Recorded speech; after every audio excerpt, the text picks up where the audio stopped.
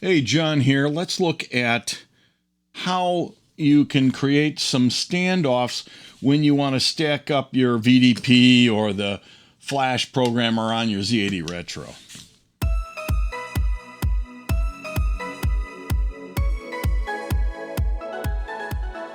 A big thanks for all the supporters of my channel, the subscribers, the likers, the commenters, the people that join in on the Discord, the Patreons, and especially the VIPs listed here. Thank you very much. The standoffs that I use for these boards, this one has one on it. You can see this blue one. Might be better on white. Let me get a piece of paper here. This thing, and the way these boards were designed, you can see a bolt right there. I don't put the standoffs in the corners per se, because if you're going to make a board that's not a full 100 millimeter square like the Z80 Retro, I guess that would be your motherboard, then you don't have holes over here. The board doesn't go over there. So I wanted originally to have a hole here, but the problem is it would land on this chip, and this is really crammed in tight here. So getting a hole there to match what would be this corner here, no, that just wasn't going to happen.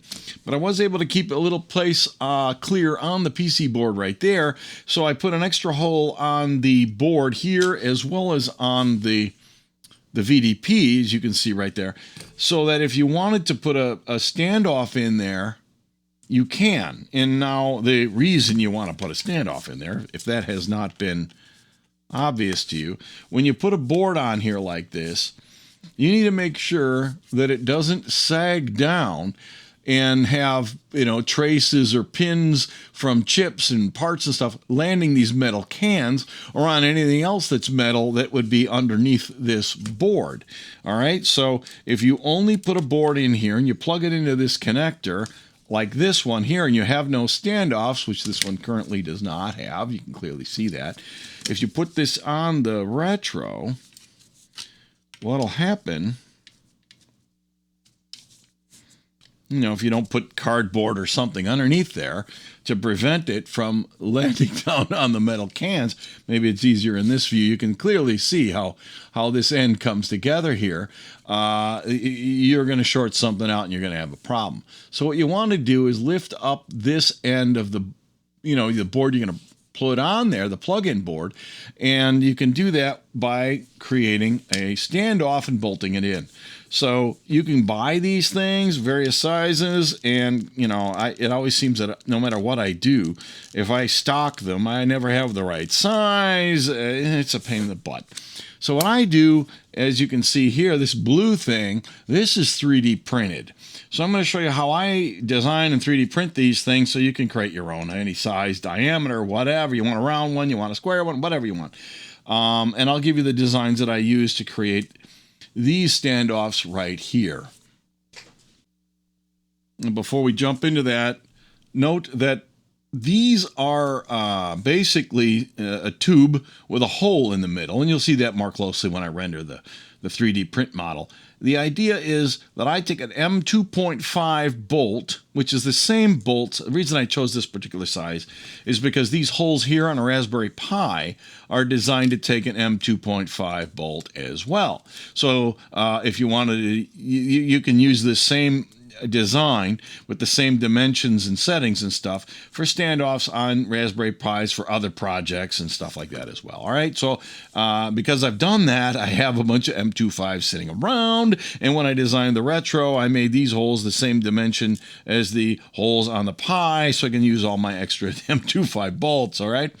And I say all this because these particular standoffs merely have a hole in the middle, and I've tuned the hole so that the M25, this is a regular old bolt you'd normally use with a nut, but if you put it in the hole and you thread it in there, it'll act like a self-tapping screw and kind of dig its way in, which I find incredibly useful. It works great. This is printed with PETG. It should also work fine with PLA. Once I cut over to PETG for other projects, I found this filament to be vastly superior in many ways. Most definitely in terms of the smell is seriously reduced. And the main win with PETG, by the way, is that it is not as brittle as PLA. And that slight decrease in the brittleness of this particular filament means that, when you do something like have a self-tapping screw, it would chew up, all the plastic in here, the material. And, if you put it in, take it out, put it in, it'll screw it up. So normally I would never want to use an actual screw that could chew this up. In PLA, it will, and it'll, the dust will slowly come out and you'll strip the thing out. Well, who cares? It probably costs 2 cents, if that. In filament, it's like 14 centimeters of filament to print one of these, or 2 is the case is, I believe, when I laid this particular one out. I think it used 14 centimeters of filament. Now, the point is this is designed to self-tap into here. So that simplifies things, right? If you buy them, you can buy them with threads in there, or you can buy it with like a bolt sticking out the end, and then you can put it in here and then put a nut on there and all that. That's not how I do this one. These, I have a tendency to just thread them directly into here. I don't use a washer or anything. When I design my boards, as you can see here, the solder mask, I restrict it based on the head of this button head screw here, so that when I put it in here, I don't really need a washer or anything, because it's not going to grind away anything on the board. Plus, when I retract the solder mask like this, it makes it easy for me to see that the copper is clear. The main thing is you don't want the head of this bolt or the hole or anything on the other side to come in contact with any of the copper traces or anything in the board. Now, if you screw this up, because it looks like it's really close to me in there, by the way. If you screw it up, then what you can do is you can get a little plastic washer. You can buy them anywhere, or you can 3D print yourself a little plastic washer, same as this, but you make the hole a little bit bigger so that you can keep the head of it off of the board, all right? So this, again, it's kind of a tight tolerance, but I can see that the head of this does not come in contact with the, in this case, the poured polygon around it, okay? This is a tool called OpenSCAD. I did a whole video series on this, I don't know, 5-6 years, a couple years ago, if you want to know how to use it beyond what I'm going to show you here. If you just clone the repo and grab your files off of GitHub, I'll have a release. After this video, I'll push a release up in here, and I'll put an STL file in there so you can just render it directly without having to mess around with OpenSCAD. But if you want to change the settings and make different ones with different dimensions, you're going to need to learn how to use it and change these parameters.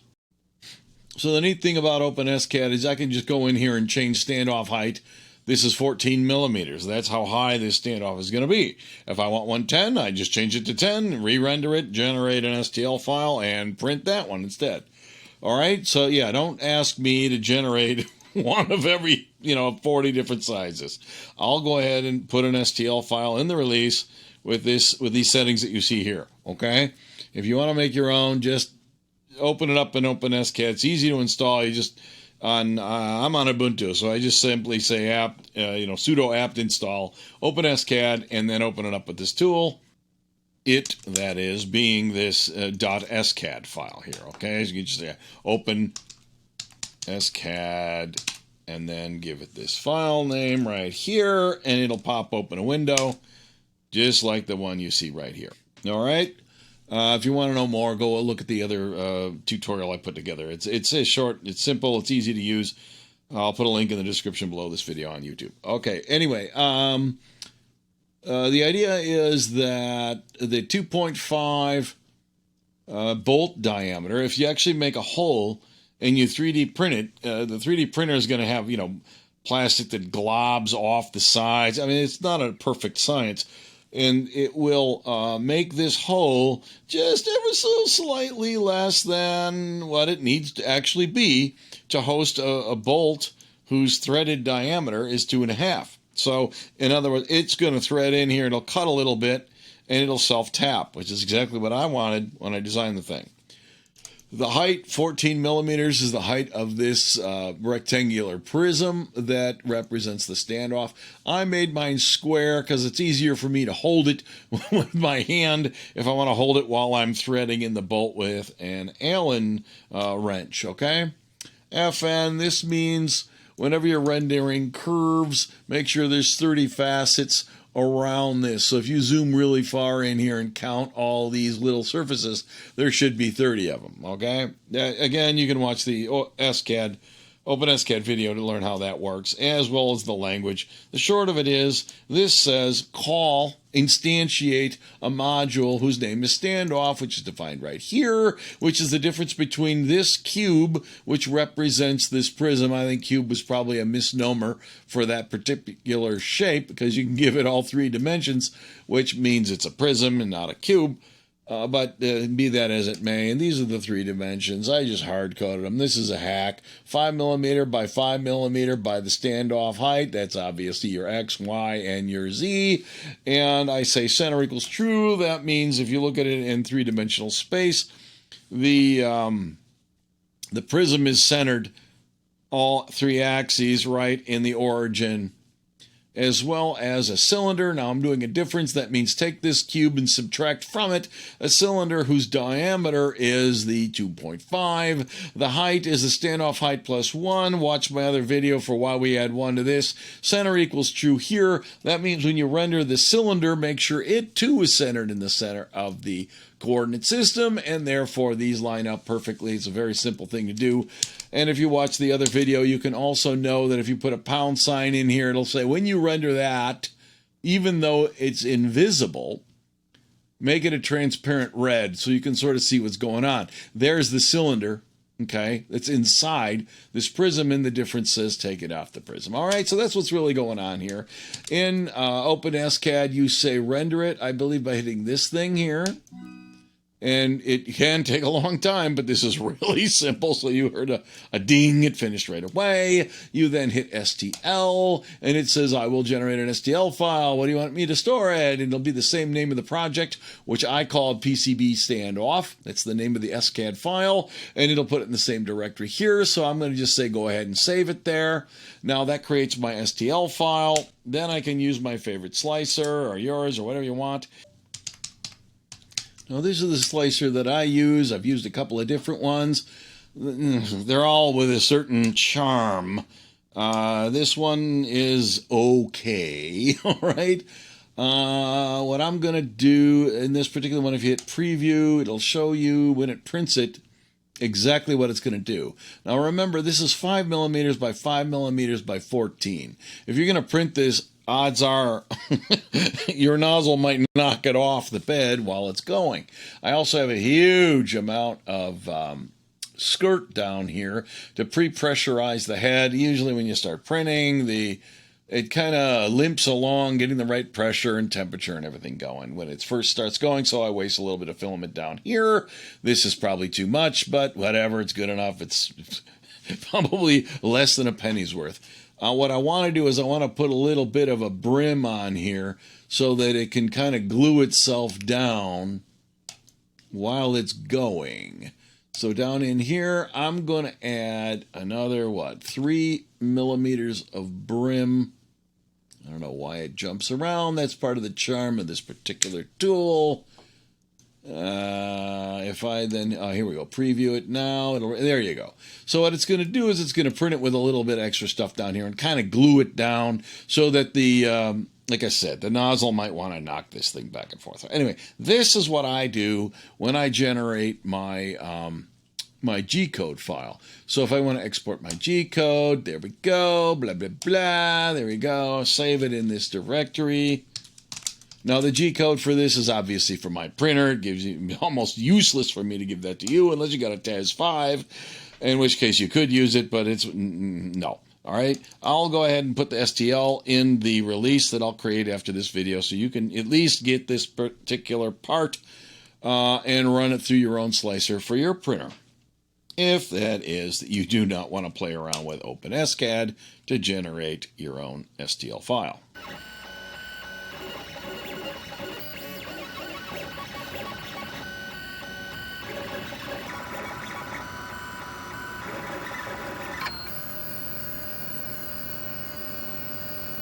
All right, so to mount them, these little flanges that are on these as printed, it really doesn't matter that it's on there for this one here. But if I was to mount it with that flange on it over here, it would stick out the side. We cannot have that. So I usually take my side cutters and clip these off, clean it up a little bit, and shoot it in my face when it flings off the side. Got to be careful of that, of course. All right, so that cleans it up nice. Now, here's how I mount it. You put this in here. Well, these have metric, of course, Allen wrenches too. I just use metric bolts because that's what I've been using for other things. If you buy some wrenches, these are some cheap ones. I think this is a Duracraft Pro. I'm not advocating for anything in particular. The gray beards that I talk to about Allen wrenches say to buy Bundes. That is the name, you know, the old car guys that I know. That's what they say and swear by. If you want a recommendation there.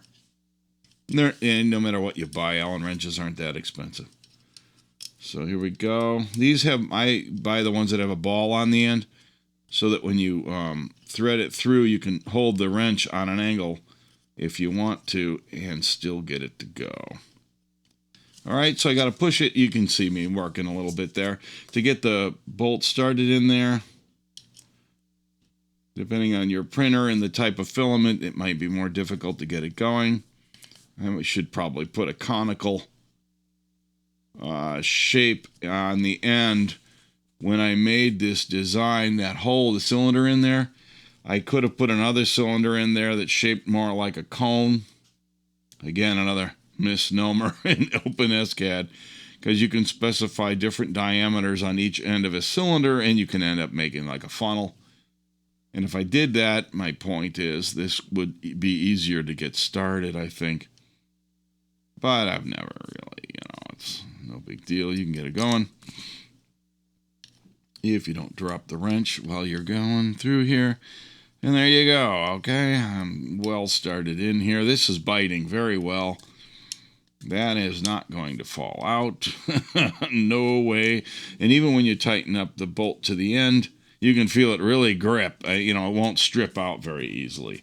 Again, that's PETG that I use. I think PLA will probably do just fine in here as well if you're a PLA person. All right, so let me go ahead and put this on here and see what happens. That's lined up properly. That sits down in there, and there you go. Now it's fine. It won't sag, fall down in there. I'll go ahead and put this other one on there if I want to make it consistent and clean, which I of course do. I printed it. I will do that. That's looking pretty good, I'd say. All right, so that's how I get my standoffs. One last note. The standoff on here is only 11 millimeters high, and that's because if you look at this connector on here, it's got a shorter height. Oh, let's take this one back off. Than the connector that I used on my VDP.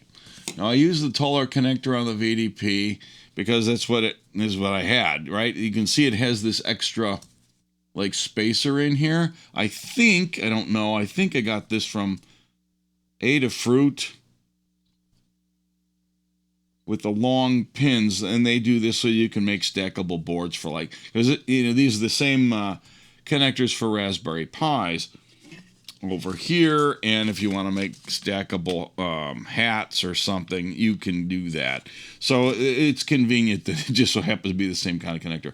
Anyway, this header is a taller profile or stance or whatever than the one that I used on my Flash programmer. When I did this, it was about a year or two before I made this, I probably should have put the long pins and made them all consistent. Anyway, my point is, when you create your standoffs, realize if you did what I did and you use a normal, short header, short pins without any extra height on it here, right? Then obviously your standoff's going to be a different size, okay? All right, so that's it. Thanks for watching. Let me know what you think. Maybe there's a better way to do this. I don't know. Thanks a lot. I'll see you next time.